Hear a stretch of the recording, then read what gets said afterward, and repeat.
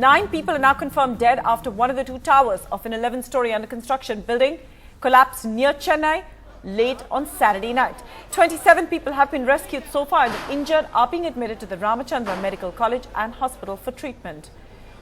Around 25 people are still feared trapped under the debris of the residential building.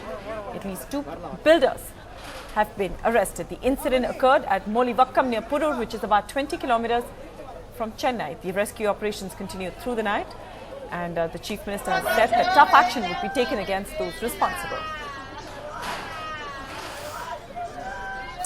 My colleague Sam Daniel now joins me from the site of that building collapse. Sam, the first question, of course, let's try to focus on the number of people who are still under that debris. Are we now sure that there are only 22 people caught under that debris? And what is the rescue operations at this stage looking like? Well, Kashish, almost for the last 17 hours, rescue operations at this building collapse site has been going on, led by the National Disaster Response Force, assisted by the Tamil Nadu Fire and Rescue Department and the Chennai Police, along with Metro Rail officials and Chennai Corporation personnel as well. But at this point, they have confirmed that 9 people have lost their lives, 27 have been rescued, of which 2 people are still critical. According to estimates by police, Kashish, around 50 people were actually believed to have been trapped in this debris last night, but there are conflicting reports. Some officials from Andhra, from where most of these laborers are from, they put the figures around 100, but officials here believe there were only around 50 people, including a few public who had taken shelter in that building as it was raining at that point in time. So only when the complete rescue work, when the debris is cleared, we'll have a clear picture. But at this point, police believe that there could be around 20 more people still trapped. It's a major challenge for them, because the building that collapsed was just as big as this building you see, a 11-floor structure that stood adjoining this building.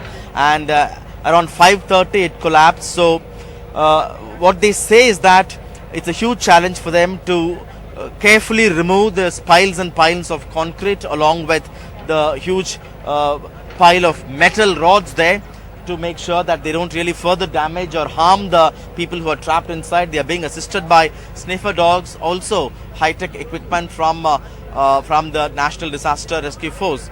And so the numbers are not clear. Several questions being asked. Officials from the Chennai Metropolitan Development Authority say that there was no illegality per se on the approval granted for construction of this building, but they're looking at whether there was anything else that went wrong. Many questions are also being raised about the structural stability and the quality of construction of this 11-floor residential complex. It's also closer to a water body, so many are looking at whether enough foundation, enough groundwork was done to make it quite strong enough for this kind of a soil condition. And at this point, so the casualty figure is 9, 27 have been rescued, around 20 more believed to be trapped here, but there are officials from Andhra government putting the figure at much higher, so no clarity on that. So officials say the rescue could actually go on for at least another 4 or 5 hours, before which we would not know really how many exactly are trapped underneath. All right, Sam, so a tall task ahead for those rescue operations and those officials, because as we can see, the debris is looking quite massive, and it is going to take those JCB machines several hours more before they can actually clear that out. And hopefully of those 22 people who are trapped underneath the debris, hopefully all of them will come out safe and alive. Let's keep our fingers crossed for that. Sam, we'll come back to you for more updates from that site of that building collapse.